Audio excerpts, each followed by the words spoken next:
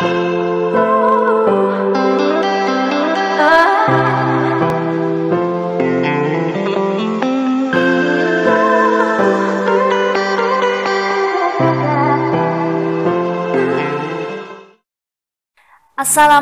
warahmatullahi wabarakatuh.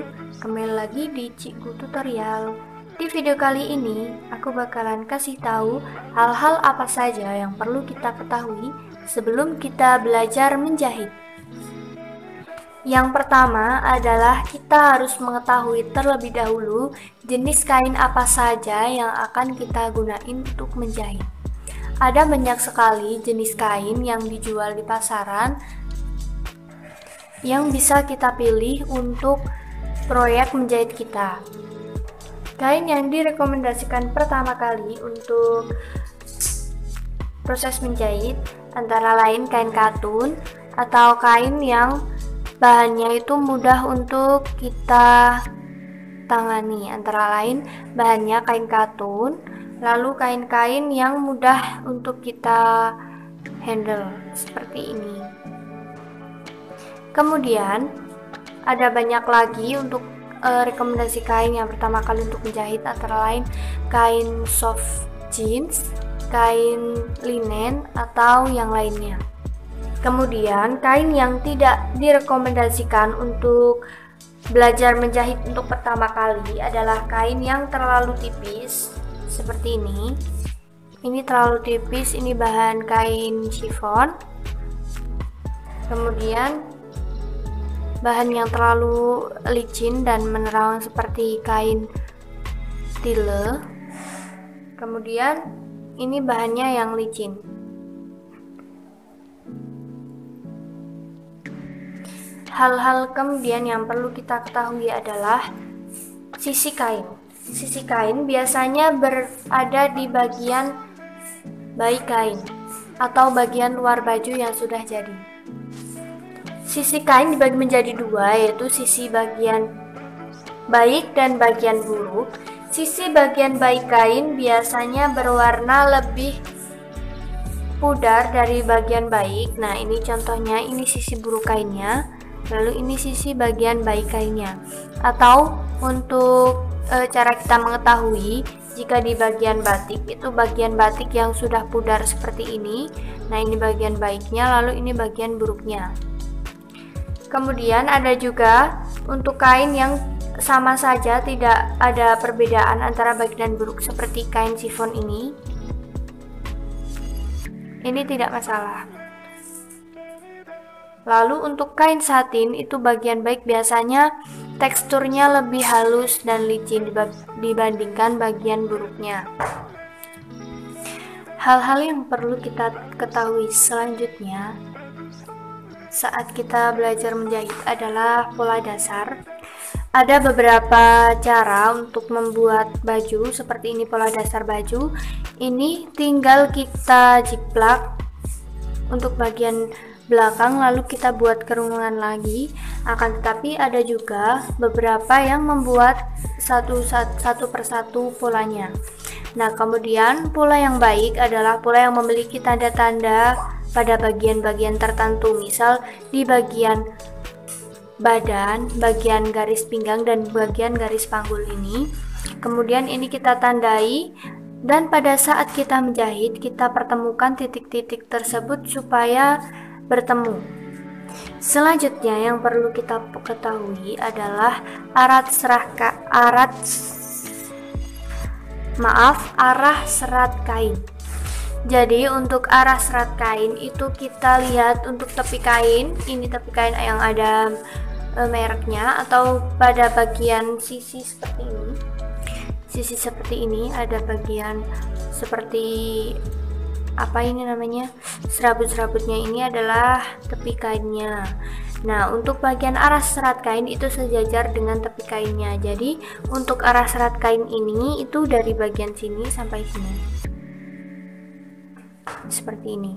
Ini arah seratnya ke atas. Nah, kalau tadi untuk arah serat kain itu adalah panjang kain, kemudian arah lebar kain itu tegak lurus dengan arah serat kainnya. Selanjutnya adalah arah serong kain. Ini biasanya 45 derajat dari titik tepinya, itu 45 derajat. Jadi arah serongnya biasanya aku lipat seperti ini. Ini bisa kita gunakan untuk menjahit bagian split leher. Selanjutnya yang perlu kita ketahui adalah cara memotong kainnya. Yang pertama adalah kita lipat terlebih dahulu untuk kainnya. Untuk lipatan itu harus sejajar dengan arah serat kain, yang mana arah serat kain tersebut sesuai dengan tinggi bajunya. Seperti contoh, saya akan memberikan contoh untuk cara memotong bagian lengan. Jadi untuk polanya itu kita arahkan ke bagian arah serat kain. Arah serat kain sejajar dengan bagian tepi, jadi ini lurus ke atas seperti ini. Contoh lain adalah apabila model baju itu adalah kancing depan, berarti bagian depan kita kasih untuk krampunya itu sekitar 1,5 cm. Kita tambahkan 1,5 cm dari bagian titik depan pola, tengah muka polanya. Kemudian untuk bagian belakangnya kita potong di bagian lipatan kain seperti ini. Jadi bagian ini adalah lipatan, untuk arah seratnya itu ke atas. Ini udah aku lipat sesuai arah serat, tinggal kita pasang di bagian polanya seperti ini untuk contoh pemotongan pola belakang. Kemudian mengenai kampu adalah sisa atau bahan yang kita sengaja sisakan untuk bagian jahitannya. Jadi nanti kita jahit bagian sininya untuk bajunya. Kemudian bagian ini, bagian tepinya kita obras. Selanjutnya ini adalah sisa kain jahitannya. Ini disebut dengan krampo. Selanjutnya kita akan mengenal berbagai macam mesin jahit. Di antaranya adalah, ini adalah mesin jahit industri. Mesin jahit ini mempunyai kecepatan yang sangat tinggi dan digunakan untuk orang yang sudah profesional. Maksudnya untuk menjahit bagian baju seperti yang ada di usaha-usaha konveksi yang memproduksi banyak baju. Nah, mesin ini sangat cocok karena memiliki kecepatan yang sangat tinggi dan juga hasil yang sangat halus. Yang selanjutnya adalah mesin jahit portable atau mesin jahit mini. Nah, ini menggunakan bahan plastik, bukan dari bahan besi. Jadi untuk menjahit bagian-bagian tertentu, misalnya menjahit bagian jeans atau untuk menjahit karet, nah ini seringkali benangnya terputus karena tidak kuat. Nah, untuk mesin jahit ini bisa digunakan bermacam-macam seperti memasang kancing, membuat lubang kancing, dan juga membuat pola-pola seperti ini. Sangat banyak sekali fungsinya. Tetapi kelemahannya tidak kuat untuk menjahit bagian-bagian tertentu seperti tadi yang saya sebutkan. Yang ketiga adalah mesin obras. Mesin obras ini kegunaannya adalah untuk menutup tepi kain supaya tidak bertiras. Nah, mesin obras ini ada juga yang memiliki jarum dua jarum dan juga benangnya 4. Akan tetapi yang saya gunakan ini adalah menggunakan benang 3 dan juga jarum 1. Mesin obras ini juga bermacam-macam. Ada yang mesin obras bentuk seperti ini dan juga seperti ini untuk mesin obrasnya. Kemudian ada mesin jahit manual seperti ini. Nah, ini bisa digunakan manual sewaktu-waktu jika listriknya mati.